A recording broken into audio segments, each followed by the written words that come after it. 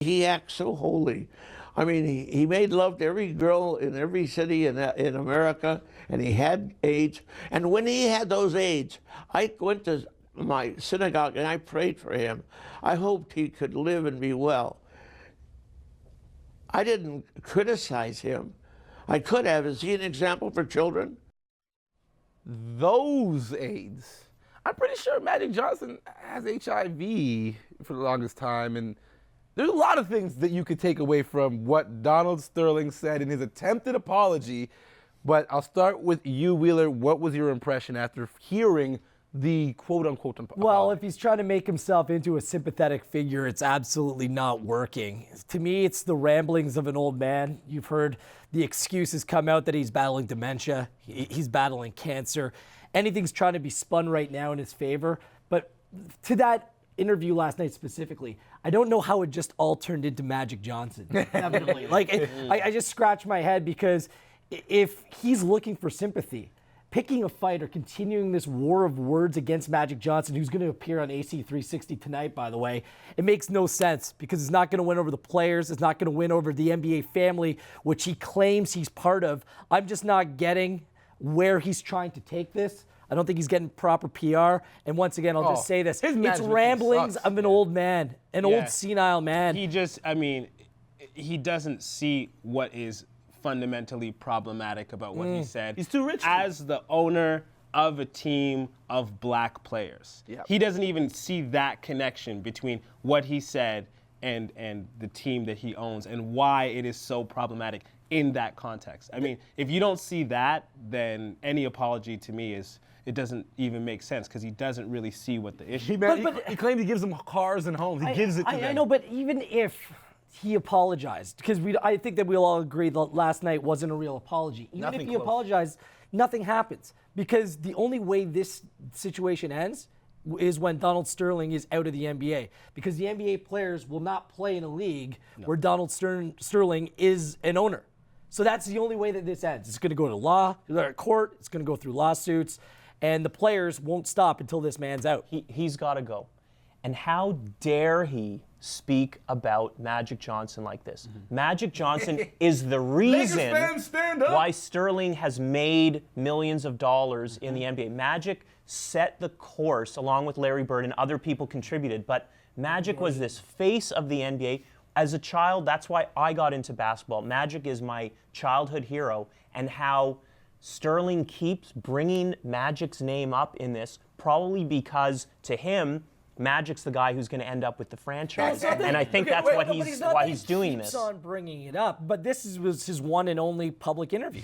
So he had a chance to just clear the air and do his thing, and to me, he didn't do that whatsoever. All right, here's the response from Adam Silver, who no doubt was watching AC360 last night. While Magic doesn't need me to, I feel compelled on behalf of the NBA family to apologize to him that he continues to be dragged into the situation and be degraded by such a malicious and personal attack. Adam Silver has to say that. Because he absolutely does. He's worried about his product, and if the players walk, then it's the NBA who suffers. Okay, now so I think it's an element of PR by the NBA too. They knew that this guy was in the league for how long, and they chose to sit back on the sidelines. No, you know what I mean? Give him a radio show. And I'm not trying to cast all NBA owners with one brush, because that's the furthest thing from the truth. But if you go through professional sports and you start doing some digging, the morals and standards of other owners and the way they feel about gay rights or race relations, or how they earn their dollars off the backs of people that are less fortunate. I mean, there's a lot of skeletons in certain closets here. So I don't think the NBA really wants to go that deep, but they're being forced to go that deep right now because of this situation, because they know that the NBA players will not back down.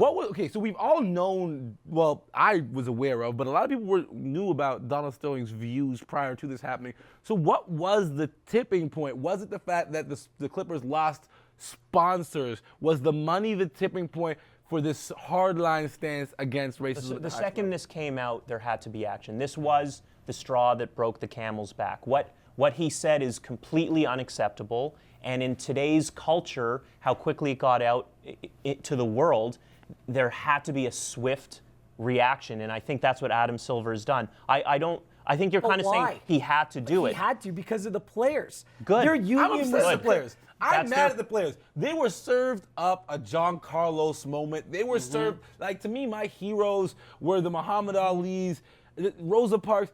I'm really upset as a big NBA fan that these guys were given such an opportunity to make a stance about something more important than money, more important than basketball, about the value of human life and the respect for human dignity. And to me, as a big Chris Paul and Blake Griffin fan, the guy who puts on a Clippers jersey, I can't do it anymore because I feel like not only did Donald Sterling disappoint me, but the players did not. Well, what did you want the Yeah, players what to do you want them to do? I don't not know, but play? I know that it was a huge opportunity. The inside jersey thing, it wasn't enough for a guy like me. But listen, I would have loved to see them not play that game. I mean, Honestly, it means that much. Kevin Durant in his MVP speech, he said, "Sports is a platform to inspire people." That's what it is. The game and I shouldn't think come before it. the game doesn't come before it. That would have been the most inspiring, important thing Honestly. to do.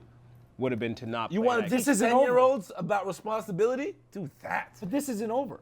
Like this is far from over. So the actions that are going to follow this, I think that they made a huge point. That they showed that they are actually in control of the NBA. I'm telling you, they wouldn't have suspended him for life and wouldn't have levied these fines if they didn't think that the players were sincere in their threat to walk out. That's why they did it. I respect the player's choice, but Absolutely. I still would have loved to have seen them take that opportunity to do something more inspiring than any dunk or any great pass, which is to stand up for your own dignity and self. I respect the sincere act more than a sincere threat, personally. To me, I think it means that much. But the union, like there's politics and there's legalities that But come into that's play the here. thing to me. I think that they did all they could within the system. I think that they showed that they need a stronger players You union just said throughout something I this. love. They did all they could within the system. Right.